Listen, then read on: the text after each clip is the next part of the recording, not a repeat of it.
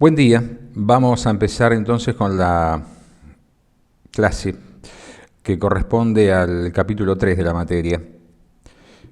Respecto al tema capital de trabajo.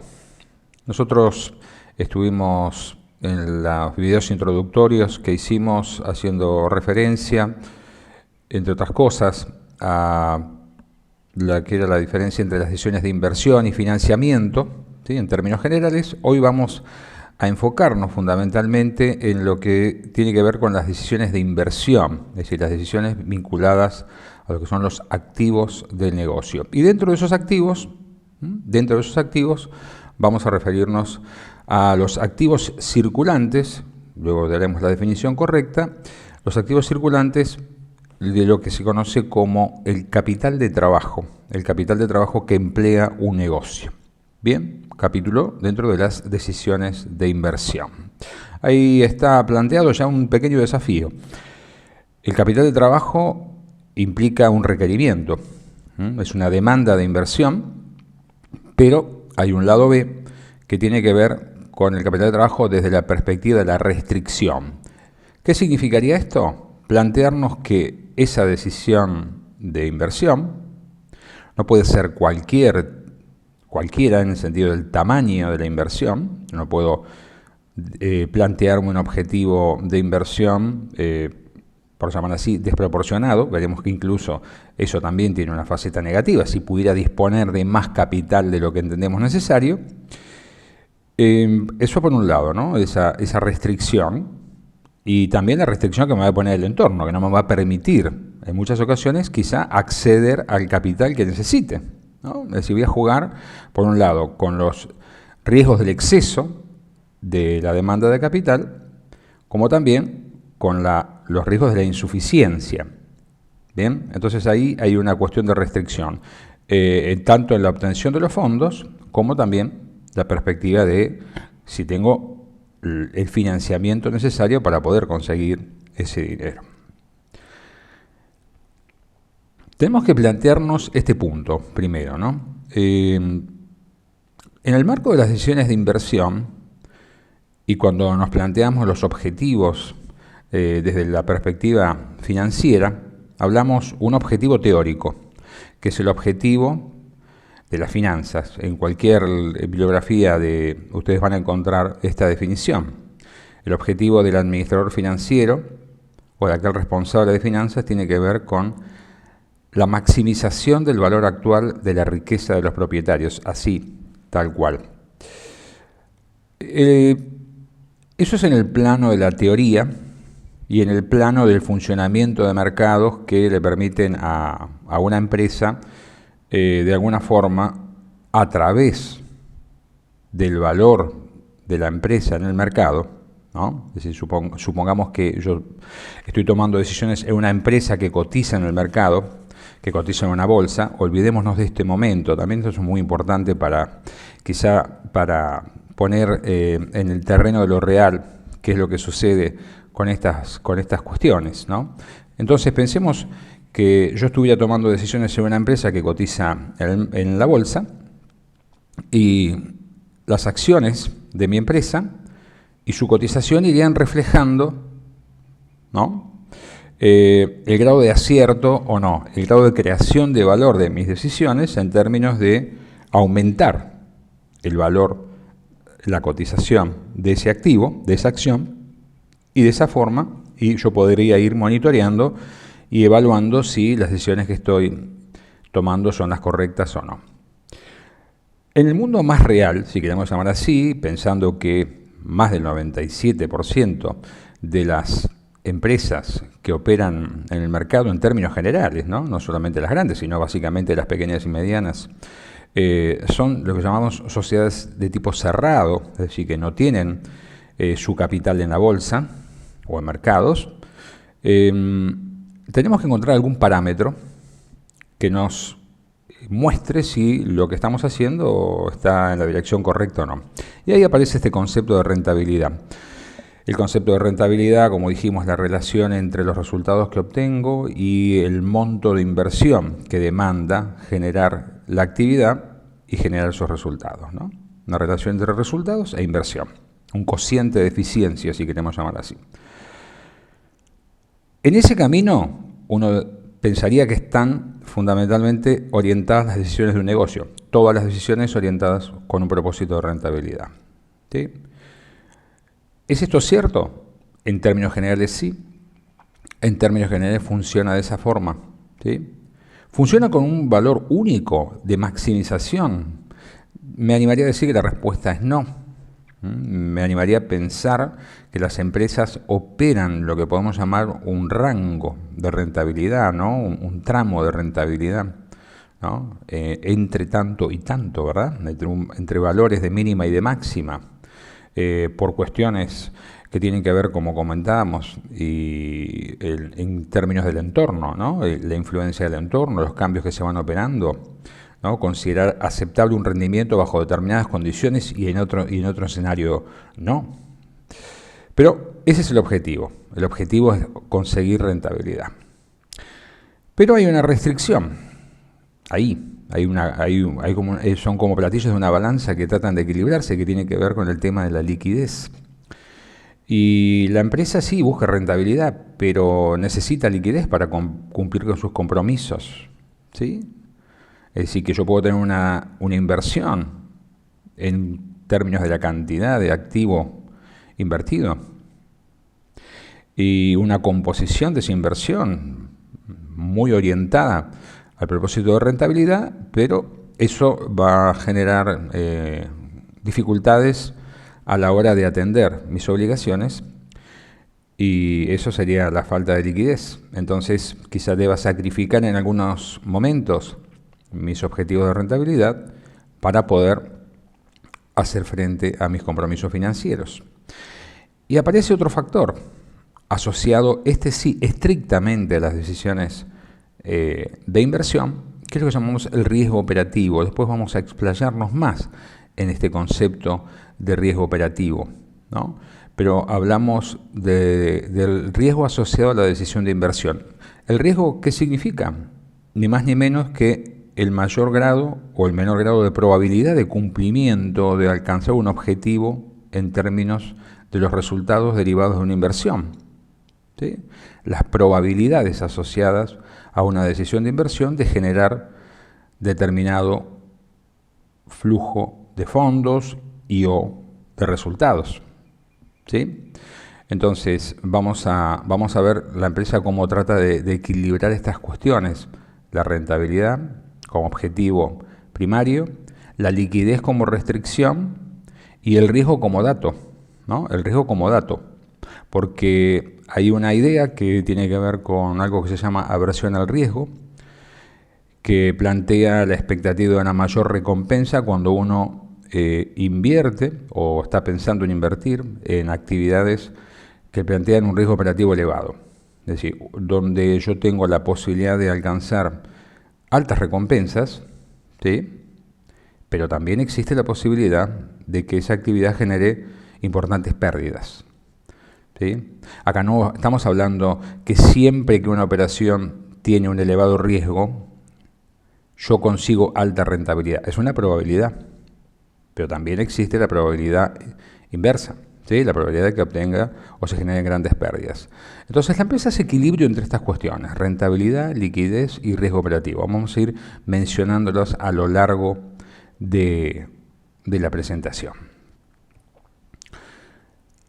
Volvemos al tema capital de trabajo. Vamos a definir esta cuestión de capital de trabajo. Ahí tenemos una diapo que está repetida.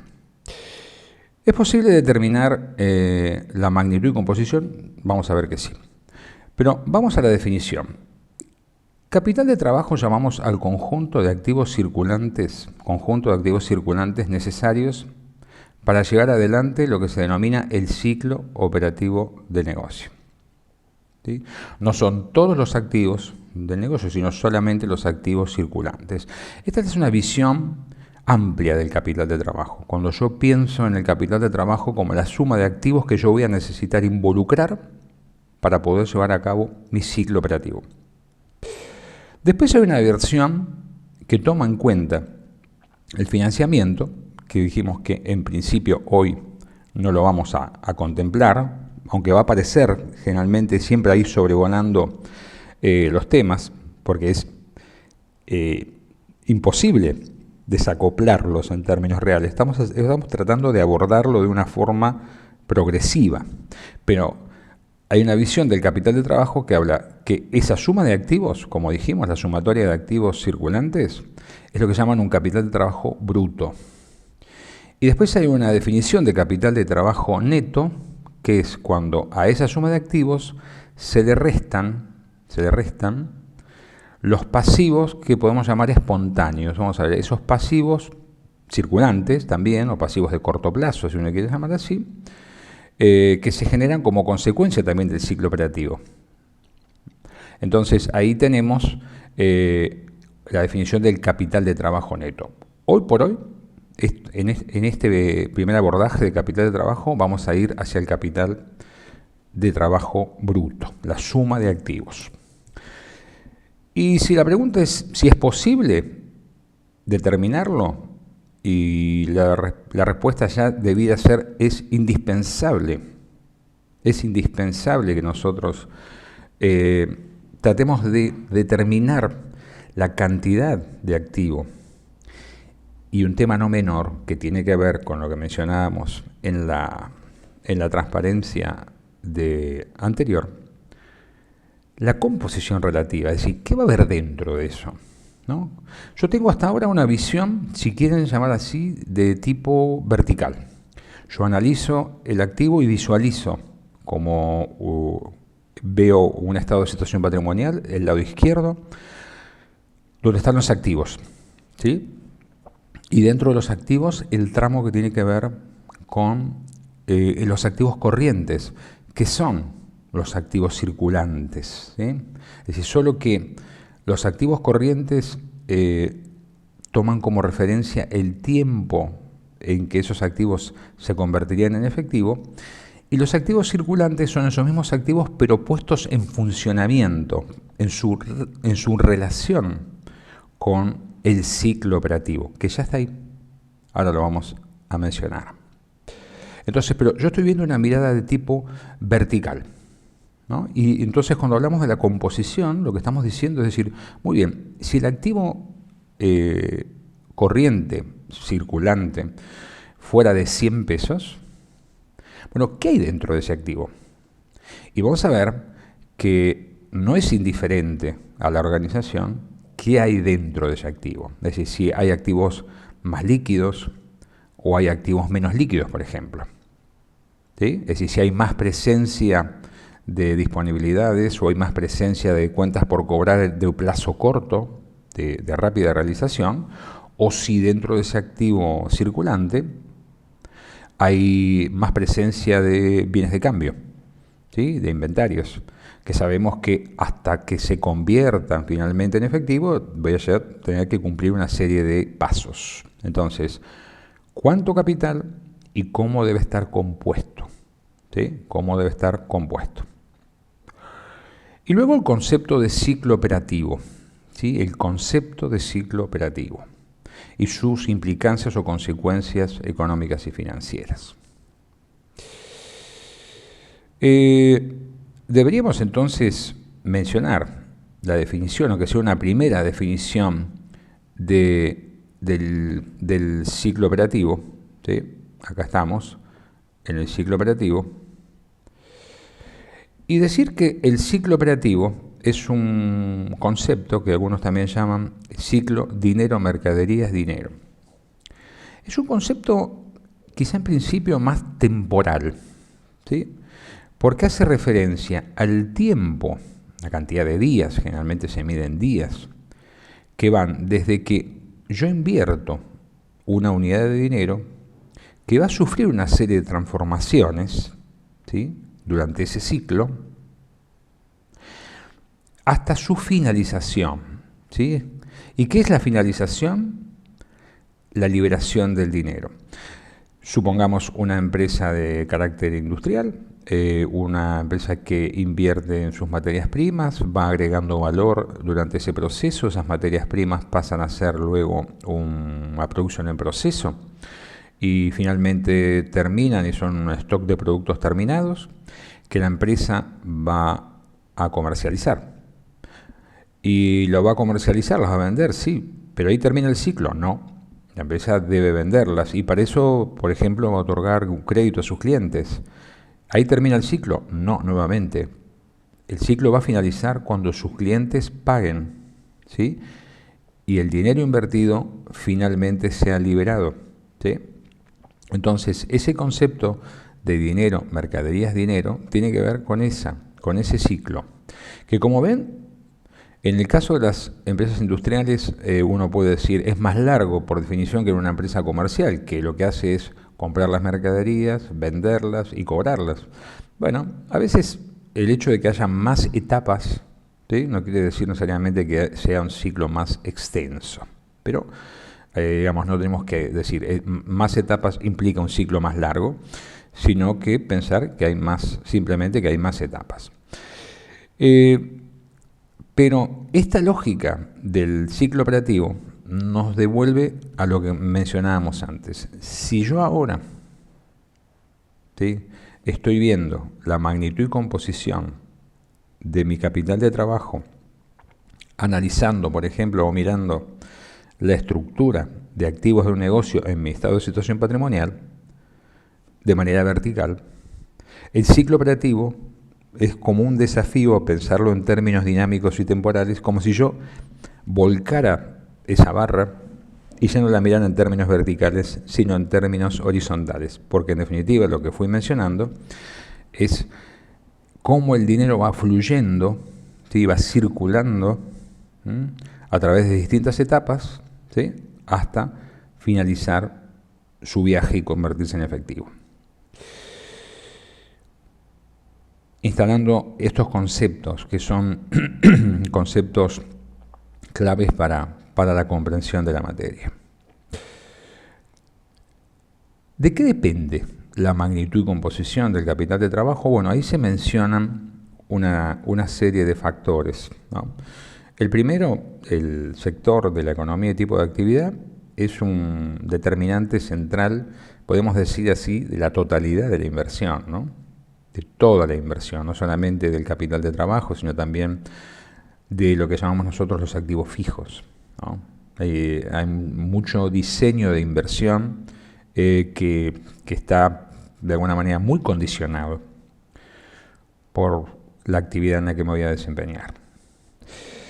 Pero específicamente, los 4 factores que se mencionan posteriormente tienen una relación directa con el capital de trabajo. Nivel de actividad. ¿A qué llamamos nivel de actividad? Al total de unidades producidas y vendidas, ¿sí? Total de unidades producidas y vendidas. Entonces yo tengo que empezar a pensar, ¿no?, ¿cómo se relaciona esto? Y estas relaciones causa-efecto que hemos mencionado siempre, ¿no? ¿Aumenta el nivel de actividad? Yo todavía no sé mucho de finanzas, pero ¿aumenta el nivel de actividad? Y yo diría, necesariamente debería aumentar los requerimientos, la necesidad de activo de mi negocio, ¿sí?, de activos circulantes estoy hablando, ¿no? Y si por el contrario hubiera un descenso en el nivel de actividad, al extremo, el momento actual es un momento muy elocuente para ver procesos de desinversión, si queremos llamar así, ¿no? Pero si hubiera un descenso en el nivel de actividad, se supone que yo necesitaría menor nivel de inversión, ¿no? Debería haber un achicamiento en el nivel de inversión. Vamos a este punto que quizás es un poco más sutil, ¿no? La duración del ciclo operativo. La pregunta sería esta. ¿Ustedes creen que en principio a un empresario le puede resultar indiferente cuánto tiempo tarda en cumplir esa serie de etapas que mencionamos? Así que le resulta indiferente si su ciclo operativo implica que los recursos van a estar transitando, supongamos, 90 días hasta su liberación, o podría desarrollar ese mismo ciclo en un periodo más corto, supongamos de 60 días. Es decir, si una empresa inmoviliza los recursos por más tiempo para llevar adelante su ciclo, necesariamente el nivel de inversión en capital de trabajo será mayor. Si, por el contrario, pudiera cumplir su ciclo en un periodo de tiempo más corto, el nivel de inmovilización en activos circulantes, capital de trabajo, sería menor. Es decir, que también, como en el caso anterior de nivel de actividad, hay una relación directa entre estos factores y el tamaño del capital de trabajo. Ahí aparece un concepto, un término de los solapamientos. ¿Qué son los solapamientos? Y bueno, en general las empresas no es que inician un ciclo operativo y esperan a terminarlo para iniciar otro nuevo ciclo, ¿no? Muchas veces se ha planteado, hay actividades que funcionan así y uno podría decir, en algunos casos sí, la construcción, por ejemplo, yo puedo tener un terreno sobre el cual construyo y evidentemente, bueno, es ese terreno, no hay otro, pero eso no implica que mi empresa no pueda tener varios terrenos y varias obras simultáneamente en actividad. O se ha mencionado la actividad agrícola, como decir, bueno, yo siembro un determinado espacio de un campo y bueno, hasta que no cosecho, y recordemos, el ciclo termina no con la cosecha, sino que termina con el cobro de la cosecha, yo no podría volver a sembrar otra cosa. Pero si pensamos en las actividades comerciales o industriales del carácter continuo, las empresas están permanentemente iniciando nuevos ciclos operativos. Y esos ciclos operativos, como tal, conviven abiertos, es decir, sin finalizarse. Y entonces, cuanto más largo es un ciclo y más ciclos yo inicio, aumento la cantidad de solapamientos, de ciclos que están abiertos simultáneamente. Entonces, también el número de solapamientos va a ser un factor que va a influir. Luego está el costo del producto, es decir, cuando los requerimientos individuales para llevar adelante la actividad sean de mayor valor, consecuentemente el monto de la inversión será mayor. Y como ustedes encontrarán en la bibliografía, hay una referencia explícita a qué entendemos por costo, ¿sí? ¿Qué tipo de costo debemos considerar, ¿no? Vamos a ver que en términos de requerimientos estrictamente financieros, yo me voy a apoyar en el concepto de los costos erogables, ¿sí? No todos los costos, sino los costos erogables en términos financieros, es decir, cuánto tengo que poner. Y para saber cuánto tengo que poner, me enfoco en los costos erogables, ¿no? Pero ahí en la bibliografía van a encontrar las distintas posibilidades, ¿no? O distintos conceptos. Muy bien, otros factores, el ciclo de los negocios, como decimos, en ciclos de expansión, ¿sí? Bueno, habrá mayor nivel de actividad. Pensemos que estas variables que mencionábamos antes, ¿no? Que son las claves, estas variables pueden moverse, en principio jueguenlas o traten de analizarlas en términos de análisis de sensibilidad de a una. Pero piensen que estas variables pueden combinarse, ¿sí? En términos reales, ¿no? Cuando nosotros decimos el ciclo de los negocios, aumenta el nivel de actividad, y uno puede decir, ¿qué pasa con la duración del ciclo? ¿Se mantiene estable? Bueno, si variara solamente el nivel de actividad y el resto se quedara, ¿no?, sin modificaciones, aumentaría el nivel de inversión y aumentaría mi capital de trabajo. ¿Cómo podría yo neutralizar ese aumento de inversión? Porque ya digo, a mí tampoco me interesa crecer con cualquier nivel de inversión. Bueno, tendría que ver si puedo aumentar el nivel de actividad y compensar ese aumento del capital de trabajo con un ciclo que podría haberse reducido, ¿no? ¿Y de qué estamos hablando acá? Y como dijimos, si el ciclo es el tiempo que tarda una unidad de dinero en convertirse nuevamente en dinero, lo que estamos viendo adentro es como una sumatoria de duraciones, ¿no? Una sumatoria de duraciones o de tiempos parciales que se van agregando. Y ahí puede ser, por ejemplo, que el plazo de crédito que le doy a mis clientes sea excesivo, no sea lo suficientemente eficiente a la hora de gestionar mis cobros, y bueno, y quizá pueda cortar eso. Y entonces aumento el nivel de actividad, pero simultáneamente puedo acortar la duración de mi ciclo operativo, y ahí neutralizo uno con otro.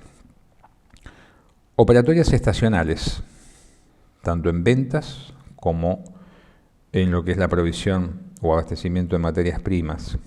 ¿Sí? Ese es otro aspecto.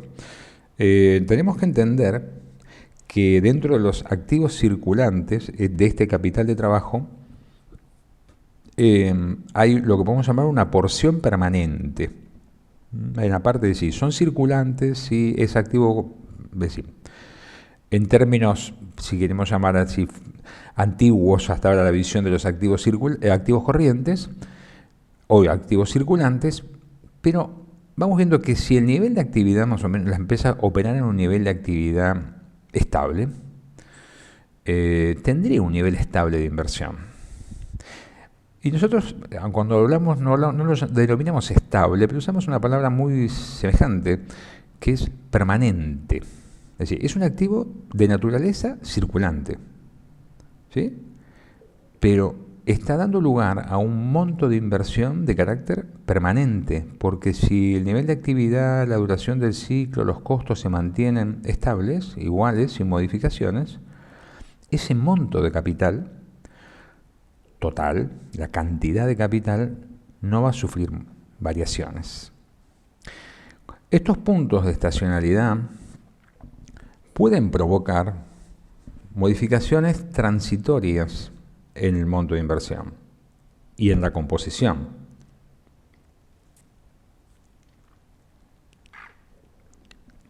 Entonces, yo puedo pensar que va a haber, por ejemplo, aumentos estacionales, reducciones, y en general va a haber un mínimo estable permanente, ¿sí?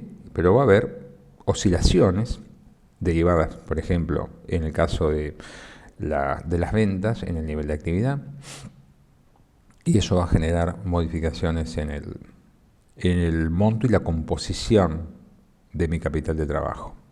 Lo mismo en las materias primas, ¿no? Supongamos materias primas estacionales, Mar del Plata, el sector de la pesca, ¿sí? Con determinados tiempos, por ejemplo, la industria conservera es un clásico, ¿no? Tanto en la parte de la pesca como en la parte de las frutas o de las verduras. Sabemos que hay tiempos de abastecimiento estacional, eso elevará el monto de la inversión en un rubro en particular, en este caso, ¿no? Los bienes de cambio, porque todo lo que yo voy estoqueando no lo puedo vender, pero lo tengo que absorber. Aumenta mi inversión localizada en bienes de cambio, y esa inversión luego es procesada, es estoqueada como producto final y todavía no se puede vender. Y más adelante comienzan las ventas, ¿sí? Que quizá pueden ser una combinación de estacionalidad de ventas y compra. No nos compliquemos, pero vayamos pensándolo así, ¿no? Como un inventario que va creciendo y que arrastra obviamente el monto total de inversión, y este proceso de aumento de la inversión luego se empieza a vender, la inversión no cambia, pero sí cambia la composición, ¿sí? Porque ya deja de ser inventario y pasa a ser venta a crédito, y esa venta a crédito finalmente se cobra, ¿no? Y hay un momento donde el monto de la inversión se hace más líquida y simultáneamente empieza a verse reducida ese crecimiento transitorio, ¿no? Y vuelvo al nivel permanente de mi inversión. Factores a considerar. Y un factor no menor, entonces, es el tema de la inflación. La inflación es un factor que determina el monto y la composición del capital de trabajo. Acá es importante que ustedes diferencien y entiendan claramente esto, ¿no? Porque nosotros decimos inflación y capital de trabajo. ¿Qué implica la inflación? Y en términos concretos, que yo tengo que inmovilizar más recursos como decimos nosotros, en términos nominales, ¿sí? Tengo que poner más pesos para mantener el capital de trabajo en términos reales. Y cuando lo decimos así, pareciera que es un proceso automático, ¿no? Que la empresa, bueno, no tiene ninguna dificultad en poner esos pesos para mantener el capital de trabajo real. Yo sé que tengo más pesos en danza, pero que en realidad no hubo cambios en el nivel de actividad ni en la duración del ciclo. Lo único que hay un proceso generalizado de aumento de precios y eso aumenta todos los costos, más o menos, ¿no? En la misma o similar medida. Ahora,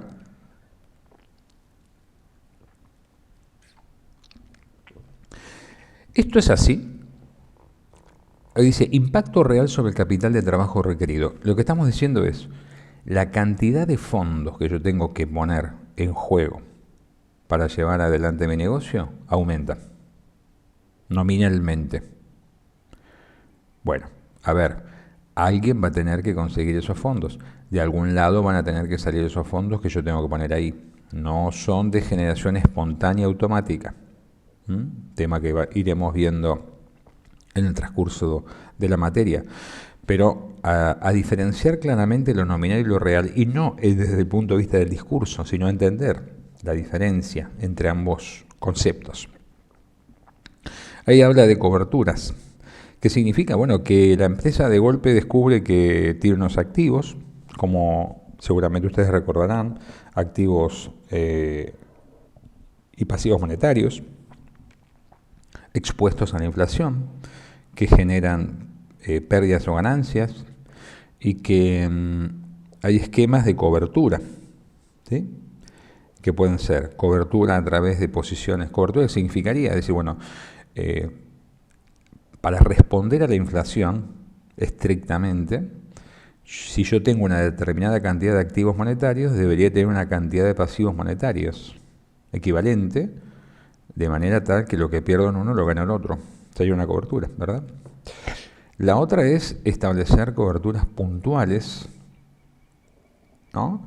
Y decir, bueno, si yo le doy crédito a mis clientes, ver de qué manera yo puedo cubrirme, ¿sí?, de la inflación en esa operatoria de crédito, estableciendo, por ejemplo, algún tipo de recargo, ya sea en el precio implícito, ¿sí? Dentro del precio, le digo, mira, el precio, si vos me pagás a 60 días es este, y dentro de ese precio yo incluyo un componente financiero implícito que llamamos nosotros, con sobreprecio o una cobertura, o bien le digo, mira, si vos me pagás a 60 días tenés una tasa de interés de tanto. Eso sería explicitar, ¿no? Poner de manera visible esa cobertura. Pero bueno, todos estos temas son así. Es decir, que el tema de inflación, de los cuales Argentina viene siendo una especie de sujeto que la sufre y la padece crónicamente desde más de 70 años, hoy por hoy es un tema también de suma vigencia. Entonces, vayamos retornando a este tema del ciclo operativo, ¿no? Este concepto clave, dijimos, de dinero, mercadería es dinero, que para mí tiene que ser una visión de carácter dinámico, que dijimos es como volcar esa barra vertical de mi activo y volcarla en términos de un plano horizontal y pensar en un tramo que arranca en un día cero y finaliza en un día X, cuando la empresa que invirtió unos fondos, que por ahora no me planteo quién me provee esos fondos, ¿sí?, no me lo planteo, los consigue liberar. Y la liberación implica ni más ni menos que la empresa no es que los vende, sino que vende y cobra.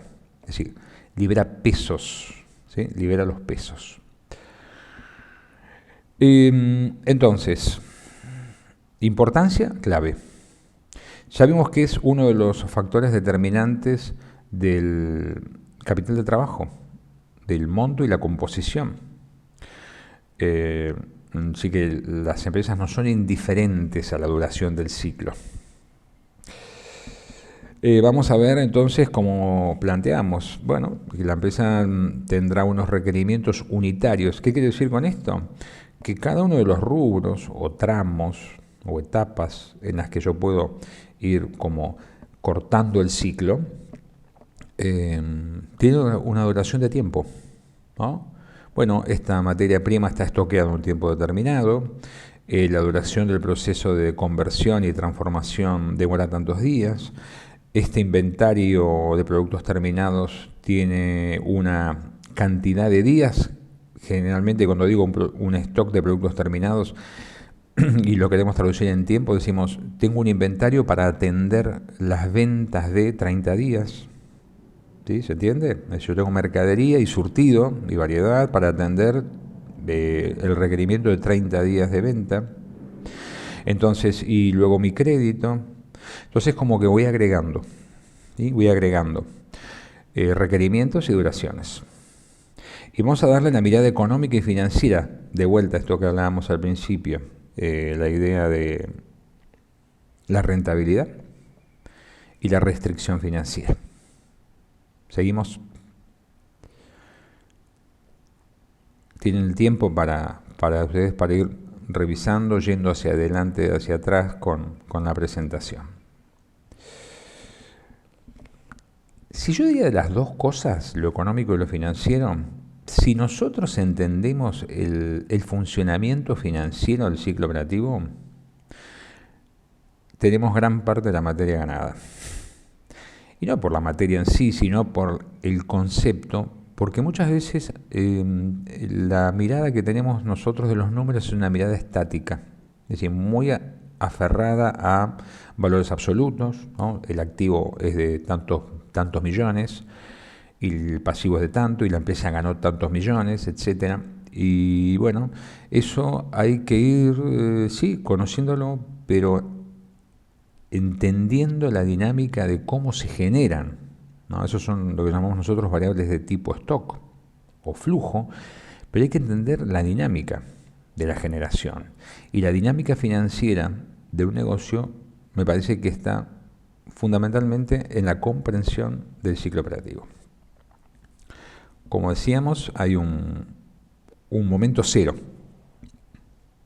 Un momento cero donde yo invierto una cantidad de dinero.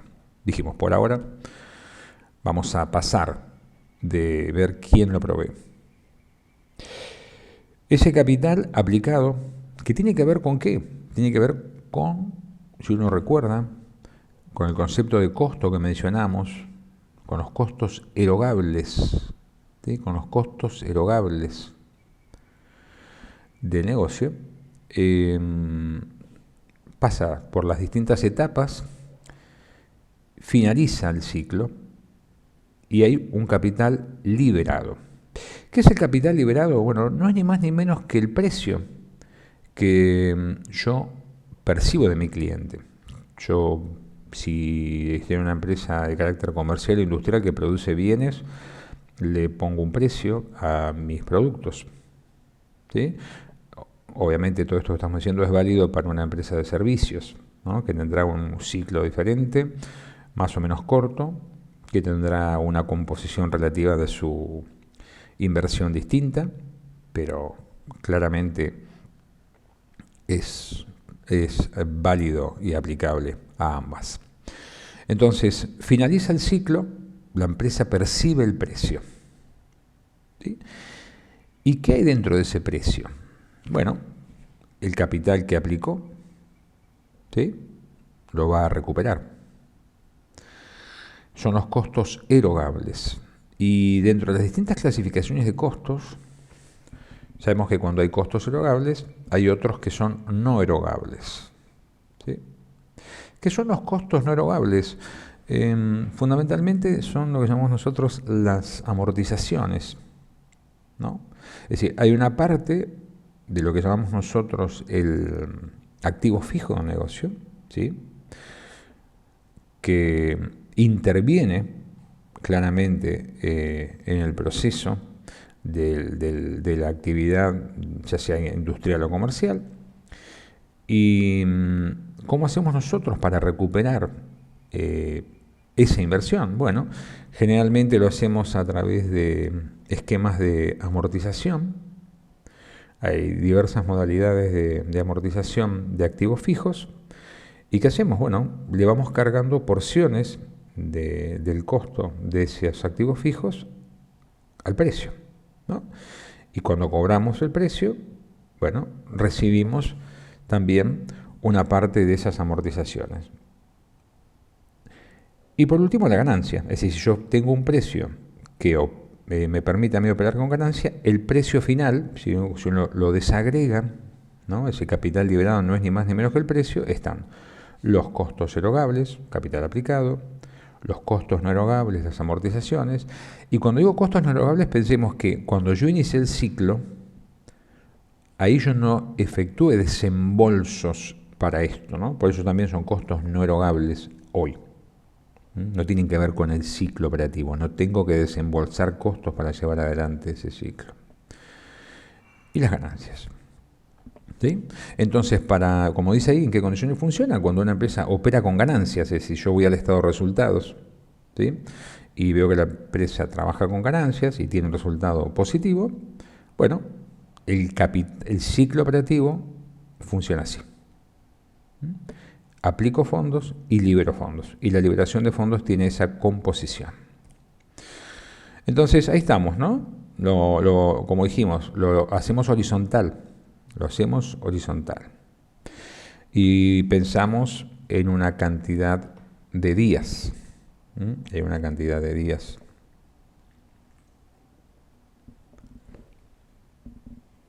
Vuelvo atrás.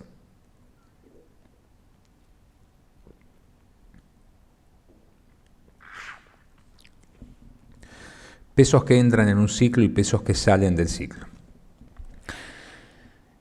Si esto es así, bueno, supongamos empresas entonces que ganan y que tienen niveles de actividad estable y duraciones de ciclo estables. Bueno, van a ir generando ciclos y que empiezan con un requerimiento de inversión y liberan otros fondos superiores a ese requerimiento de inversión y le van generando entonces un excedente, ahí dice, un autofinanciamiento que comprende estos dos conceptos, ¿no? Es decir, la empresa, ¿qué necesita para iniciar un nuevo ciclo? Y si nada cambió, el mismo capital con el que inició ¿verdad? Y si eso es así, estos dos ítems, los costos no erogables y las ganancias, forman parte del excedente financiero del ciclo. Y ese excedente financiero está disponible, si queremos llamar así. Ahí dice, posibles usos de los fondos liberados, pero el tramo de autofinanciamiento, ¿no? Autofinanciamiento. De vuelta, ahí empieza a aparecer un concepto. Cuando nosotros analizamos, si ustedes recuerdan, las decisiones de financiamiento, hay una parte que tiene que ver con lo que llamamos nosotros el autofinanciamiento. Y acá aparece esa idea de autofinanciamiento en el sentido de fondos que la empresa puede utilizar para financiar cosas o decisiones que se generan como consecuencia de la propia actividad. ¿Bajo qué condiciones? ¿No? Como dice aquí, ¿en qué condiciones funciona? Bueno, en una empresa que puede fijar un precio de venta, que sus clientes están dispuestos a pagarlo, y que ese precio de venta le permite recuperar todos sus costos erogables, también la porción que ha decidido cargar de costos no erogables, las amortizaciones de su equipamiento, fundamentalmente, y la ganancia. Y estos dos últimos factores, ese excedente financiero, lo que llamamos nosotros autofinanciamiento, ¿sí?, le sirve a la empresa para encarar alguna de estas opciones. A modo de dato, y lo iremos revisando más adelante, la porción que tiene que ver con el recupero de los costos no erogables es lo que llamamos nosotros autofinanciamiento por mantenimiento, es decir, el autofinanciamiento que genera la empresa proveniente de la amortización de sus activos fijos. y la porción que corresponde a las ganancias la llamamos autofinanciamiento por enriquecimiento. ¿Sí? La suma de ambos conceptos podemos llamarlo un autofinanciamiento global, ¿verdad? Entonces, acá se plantea un juego también que está dominado por la escasez, porque yo lo que hago acá simplemente es enumerar los posibles destinos. Es decir, ¿qué haría yo con ese dinero? Algunos dirían, repartámoslo entre los socios, ¿no? Hagamos una distribución de utilidades.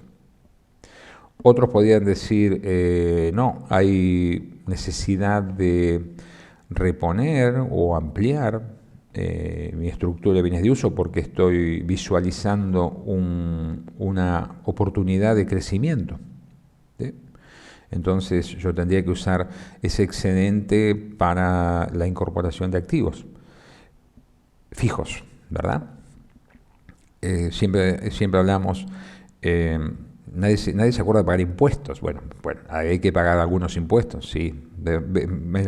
Vamos a ir viendo que el tema de pagos de impuestos, aunque nosotros nos acordemos, los organismos de recaudación se encargan de hacerlo y en muchos casos de cobrarlos de manera anticipada. Otros pueden ser más conservadores y pensar que hay determinados pasivos que no sería una mala idea cancelar y quizá precancelar, si queremos llamar así.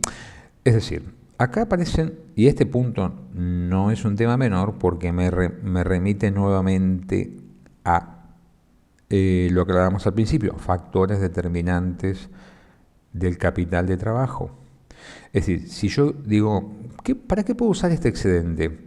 Y mira, hay una oportunidad de aumentar el nivel de actividad. Bueno, si aumento el nivel de actividad, voy a aumentar los requerimientos de capital para llevar adelante ese mayor nivel de actividad. Por lo tanto, necesito fondos. ¿De dónde salen los fondos? Del autofinanciamiento. Como ven, es como que hay muchos factores que se disputan el excedente. ¿Qué va a pasar acá? Y bueno, por lo menos hay dos cuestiones que yo tengo que tener claro. Primero, que es altamente probable que yo no pueda atender las demandas, por lo menos de manera integral, de todos estos temas. No voy a poder hacer frente a todo. El excedente no creo que me alcance para hacer todo, o por lo menos en la medida que lo plantean. Y después, esto que parece un orden, es simplemente una enumeración. No hay un orden jerárquico recomendado. ¿Por qué digo esto? Porque depende de la política y depende de la etapa del ciclo de los negocios, yo puedo privilegiar alguno de estos factores en desmedro de otros. ¿Sí? Si estoy ante la perspectiva de un ciclo expansivo, bueno, evidentemente el punto 1 será más relevante, el punto 3 también. Quizás pueda convencer a mis socios de la importancia de dejar el dinero dentro de la empresa para financiar estas dos cuestiones. Si estoy en una fase de estancamiento o declinación, quizá no me interese reponer tanto bienes de uso, no tengo una demanda de expansión porque no hay expansión a la vista. Al contrario, puede haber una caída en el nivel de actividad y quizá sea más sensata la política de eliminar deudas, ¿sí? Es decir, esta idea que decíamos, la cuestión de la liquidez, es decir, no hay oportunidades, no tiene mucho sentido buscar aumentar la rentabilidad cuando no hay oportunidades de negocio posibles, y quizás sea más coherente fortalecer la liquidez, como ahora con que tengo los excedentes, cancelando deudas, ¿no? Quizá mañana no tenga el mismo nivel de excedente. Entonces digo, esto no es un orden jerárquico, uno dice, sí, esto siempre así. No, esto va a cambiar el orden en función de políticas y escenarios. Ahora, decíamos, este excedente, con sus dos componentes, funciona cuando opero con ganancia, pero no vimos punto de equilibrio todavía, pero hay un concepto de punto de equilibrio. Punto de equilibrio es cuando la empresa tiene un nivel de ingreso que le alcanza para cubrir solo sus costos, todos. ¿Sí? Como dice ahí, todos los costos. Pero ahí no hay ganancia. La pregunta es, ¿no hay ganancia? Si una empresa opera en un punto de equilibrio y consecuentemente no hay ganancias, pregunto, ¿hay excedente? ¿Queda algo de excedente? Mientras lo pregunto, lo vamos pensando, ¿no? ¿Queda excedente?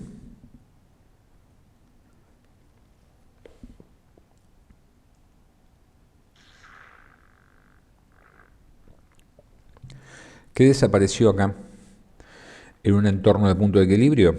Bueno, desaparecieron las ganancias, ¿no? Pero la empresa en el punto de equilibrio recupera todos los costos. Y cuando digo todos los costos, recupera los costos erogables y los no erogables. Por lo tanto, le queda una porción de excedente que es el que se corresponde con los costos no erogables. Claramente el tamaño del excedente se reduce. ¿La empresa puede operar en un punto de equilibrio? Sí, claramente. ¿Sí? No siempre gana.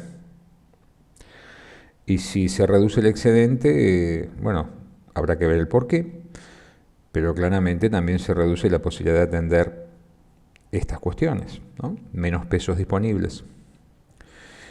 ¿Y podría ser peor? Sí, claramente. ¿Podría ser que la empresa opere a pérdida? ¿Qué significa esto? Bueno, primero que mi estado de resultados tengo pérdidas, ¿no? En términos económicos, mis ventas son menores a la totalidad de mis costos. El estado de resultados marca pérdida. Ahora, ¿es lo mismo cualquier tipo de pérdida? ¿No? De vuelta, es como si yo volviera a este concepto de punto de equilibrio que no vimos, pero uno lo va comprendiendo. Digo, bueno, ¿qué pasa cuando yo opero con pérdidas? Ahí dice, la intensidad y perfil de las pérdidas.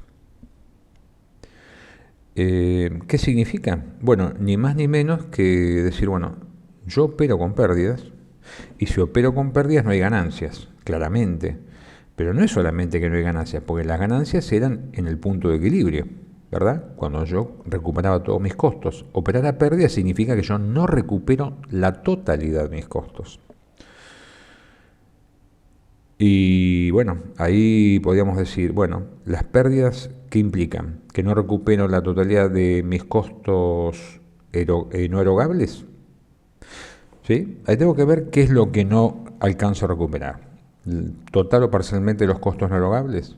Bueno, si es así, bueno, no habrá excedente. Es decir, ya no tenía ganancias y ahora tampoco alcanzo a recuperar la totalidad de los costos no erogables. ¿Qué estoy consiguiendo? Recuperar por ahora los costos erogables, que son los necesarios para iniciar un nuevo ciclo.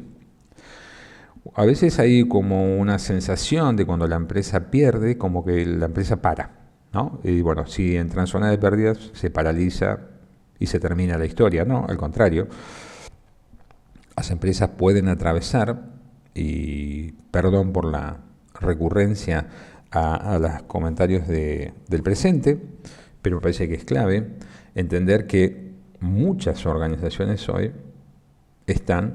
venían operando en un entorno de estancamiento o de recesión y estaban operando en zona de pérdida y bueno, y ahora esa cuestión se ha visto claramente agravada.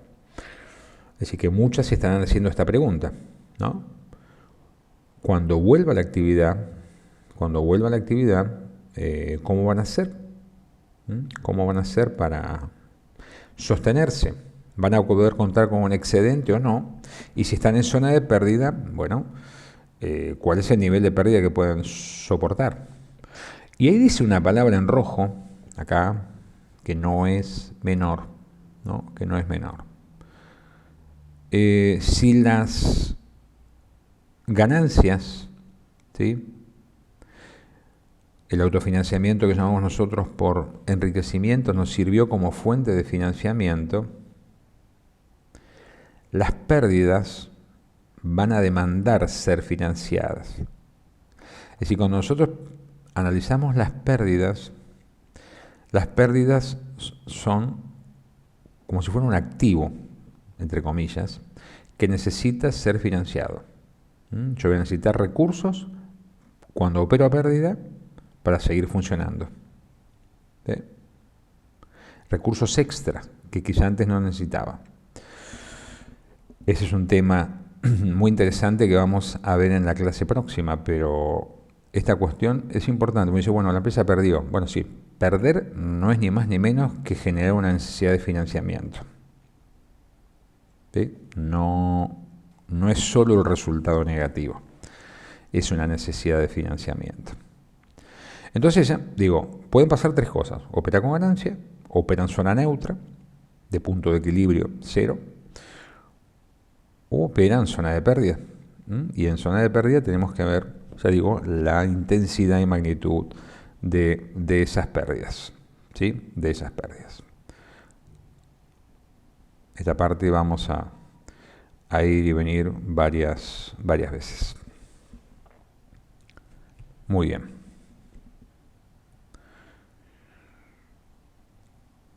Otras de las situaciones que se pueden plantear es alargamientos o acortamientos, si queremos llamar así, del ciclo operativo, ¿no? Porque muchas veces subestimamos el tema de la duración del ciclo. Y decíamos, yo ya a esta altura tengo presente que si mantengo el nivel de actividad y el ciclo se alarga, toda mi inversión, ¿no? Acá dice nuevas necesidades de mayores inversiones en capital de trabajo. ¿Eso va a suceder? Ahora, si el ciclo se alargó y el nivel de actividad es el mismo y el precio y los costos son iguales, tendría que ver, ¿no? Si yo no puedo poner más dinero, tendría que operar con menor cantidad de ciclos.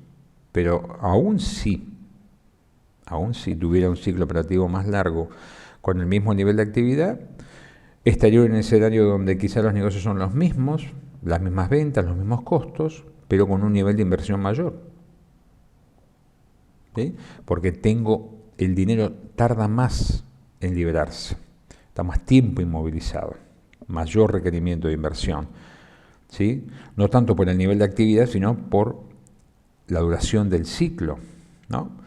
Decíamos, no resulta indiferente la duración del ciclo operativo, ¿no? Esto es en muchos casos es una buena advertencia para cuando en escenarios normales los empresarios tratan de estimular sus ventas a través de soltar un poco el crédito, ¿no? Y dar más crédito a sus clientes. Bueno, dar más crédito a sus clientes es ni más ni menos que alargar el ciclo operativo. Alargar el ciclo operativo implica mayor necesidad de capital de trabajo y vamos a ver que ese capital de trabajo va a tener que salir de algún lado. Es decir, vamos a tener que ver quién lo financia. ¿Sí? Muy bien. Eso también para repasar. Y para ir cerrando esta clase larga de hoy, hay un tema que tiene que ver con lo que llamamos nosotros la insuficiencia del capital de trabajo. ¿Se acuerdan que al principio dijimos la necesidad de determinar la cantidad y composición del capital de trabajo? Y la empresa, si es por una cuestión de eficiencia financiera, necesitaría operar con la menor cantidad de capital de trabajo posible. Pero la búsqueda de la eficiencia financiera, ¿no? Menor cantidad de recursos invertidos, no es sinónimo de insuficiencia. ¿Qué entendemos por insuficiencia? Cuando la empresa necesita un capital de trabajo, pero no puede contar con él. Es decir, cuando la empresa opera por debajo del nivel de capital de trabajo necesario. Es decir, no es una virtud la insuficiencia. Es una debilidad para la empresa. Y en el otro extremo, está lo que llamamos el exceso. ¿Sí? El exceso de capital de trabajo. ¿Puede pasar? Es decir, podemos encontrar empresas que operan en un escenario de insuficiencia y encontrar empresas que operan en un escenario de exceso de capital de trabajo. La respuesta es sí. Es habitual que escuchemos muchos empresarios que dicen, bueno, el problema de la insuficiencia de capital de trabajo se debe ni más ni menos a que no hay fondos suficientes para financiar lo que yo necesito. Entonces, como no hay fondos, ¿sí?, no hay financiamiento accesible en condiciones razonables, eso me lleva a mí a un escenario de no tener el capital de trabajo que necesito, ¿no? Esa es una explicación, digamos, bastante, llamemos así, popular y frecuente de la insuficiencia. Ahora, puede haber otros factores.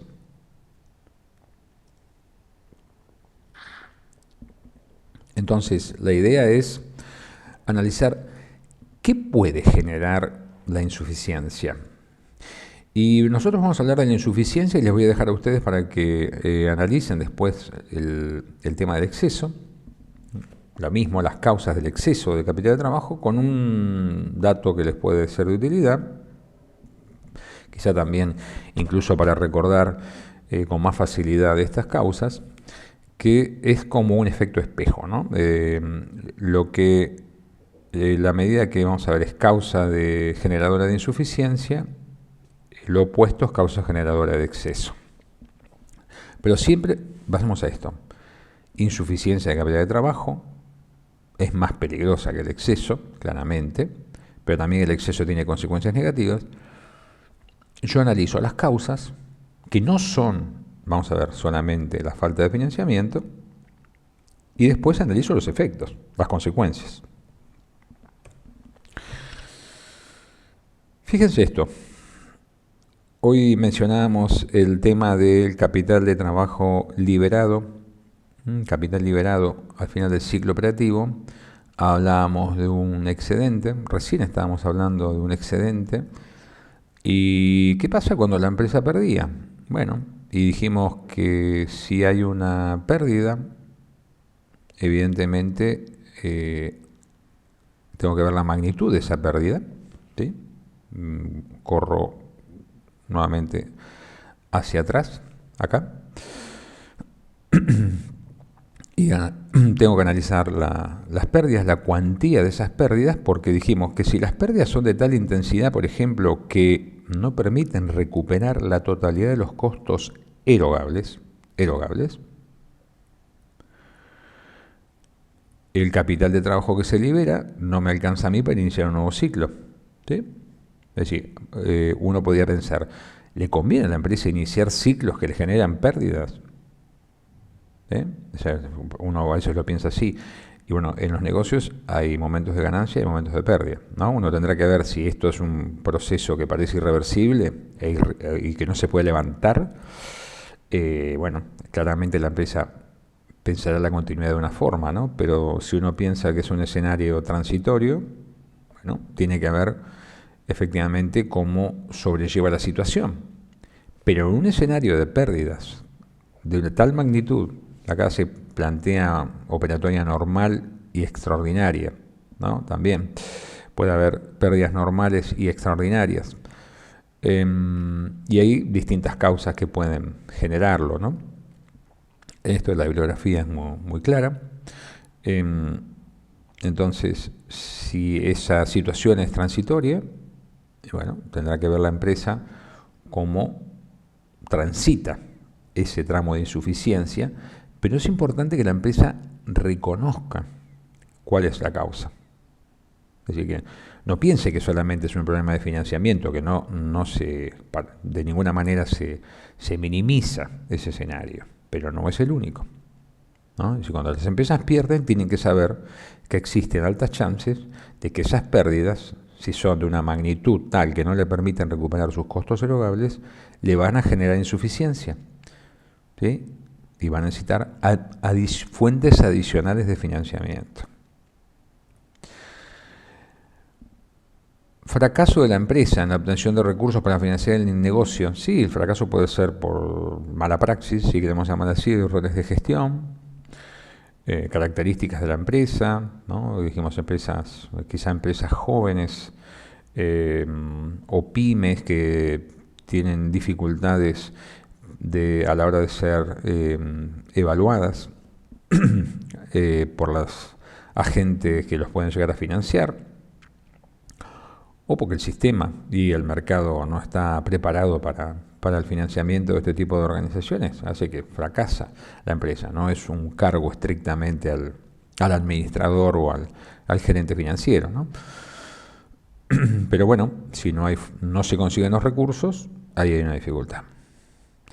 Este punto me parece muy interesante porque las políticas poco conservadoras, ¿qué significa?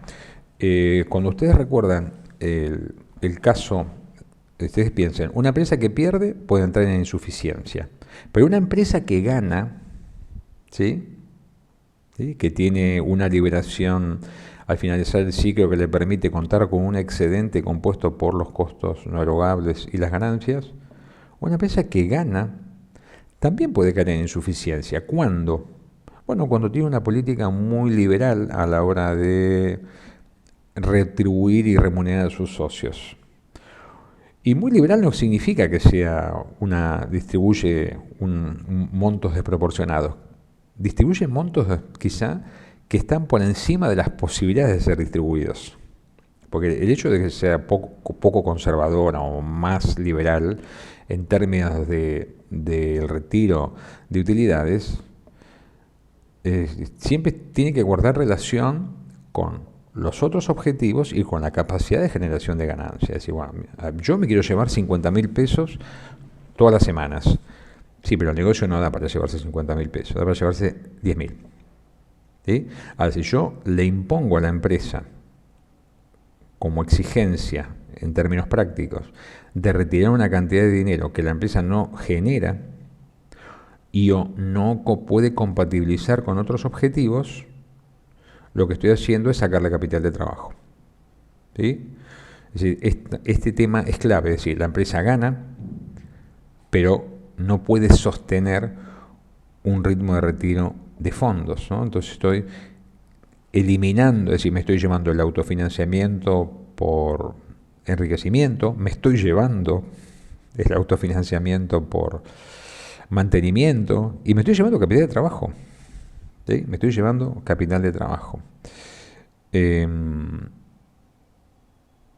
Recordemos una cosa quizá para el foro que tiene que ver con el tema del autofinanciamiento por mantenimiento que vamos a ir reforzando. Vamos a ir reforzando ese tema porque quizás ahí hay dificultades desde el punto de vista de comprender cómo las amortizaciones son fuentes de financiamiento. Hago esta salida. La inflación es un factor y sí. ¿Cuándo es un factor la inflación de insuficiencia? Cuando, por ejemplo, mis costos crecen a un ritmo, ¿no? Pero mis precios crecen a un ritmo inferior. La inflación demanda más recursos, pero los precios no están en condiciones de proveer esos mayores recursos, ¿no? Entonces la inflación puede ser, ya digo, un factor también de insuficiencia. Luego aquí hay otros conceptos, pero básicamente acá lo que estamos viendo es como que, de vuelta, ¿no? Como causas independientes y pueden ser causas concomitantes, ¿no? Pueden darse simultáneamente. Acá puedo, ya digo, básicamente usar fondos que tienen que ver con su utilización para atender el inicio de un nuevo ciclo, pero yo los uso para otra cosa, ¿no? ¿Por qué? Y bueno, por ignorancia a veces del daño que le estoy causando a la empresa o por falta de fuentes alternativas de financiamiento y bueno, voy, ¿no?, en un fenómeno de ir tapando un agujero y generando otro. Así va pasando, ¿no? Y esta situación puede ir, ya digo, agravando la situación. El tema de la insuficiencia es un tema severo. Es importante ver los distintos factores que pueden generarlo. En algunos casos, ya digo, son factores ajenos a la empresa. En otros casos pueden ser factores más propios del desconocimiento de la dinámica del capital de trabajo, pero el efecto es el mismo. Distintas causas, mismos efectos, distintas recetas para corregirlos. Porque las recetas para corregir tienen que ver con las causas y no con los efectos. ¿Sí? No es un juego de palabras después de casi una hora de presentación. Pero cuando uno se plantea los efectos de la insuficiencia, por ejemplo, si la insuficiencia significa que yo no voy a poder tener el capital de trabajo necesario, es probable que esto se traduzca en que no voy a poder dar los créditos que le dan a mis clientes y eso me haga perder ventas. Sencillo. Y si pierdo ventas y tengo la misma estructura de costos fijos, claramente voy a perder rentabilidad. Si yo no genero los recursos necesarios, ¿no? ¿Cómo haré para atender mis compromisos? Si yo podría resolver esto, quizá, no sé, yo tengo un ciclo de una determinada extensión, pero cuando los fondos se liberan del ciclo los remanentes son menores a los necesarios, ¿no? ¿Cómo haré para atender mis compromisos?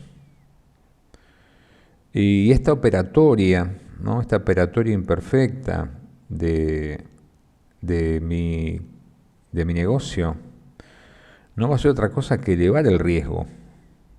Y cuando hablo del riesgo me refiero al riesgo operativo, ¿no? Es decir, la operatoria no es de calidad. Los flujos pierden previsibilidad, los flujos del negocio pierden previsibilidad, porque yo ya no sé si voy a poder atender la demanda que atendí antes, no sé si mis clientes me van a seguir comprando, no sé si voy a poder responder a los costos que se están planteando. Pensemos en un entorno inflacionario, ¿no? Muchas veces en la bibliografía está planteada una especie de inflación amigable, si queremos llamar así, ¿no? Una inflación donde yo traslado inflación y mis clientes absorben esa inflación y me pagan, no digo alegremente los precios con inflación, pero casi. Y la realidad está lejos de ser así. Y lo que decía hasta afortunadamente, ¿no? Que no hay una aceptación de la inflación en esos términos. Pero son todos efectos negativos sobre la rentabilidad, sobre la liquidez y el riesgo operativo. Después veremos ahí ese cual que está mostrando. Entonces, les va a quedar, yo me anoto acá, como un tema para plantear a través de un foro. Explicar algunas cosas más y después de última subiremos un video cortito para hablar del tema de cómo las amortizaciones contables, ¿sí?, que tienen que ver con activos fijos, ¿sí?, pueden ser un flujo de fondos, ¿sí? Eso lo dejo como, llamémoslo así, bonus track de esta primera clase. Bueno, espero que le reciban bien y vamos a generar, ya digo, los espacios para las preguntas y las dudas que vayan surgiendo.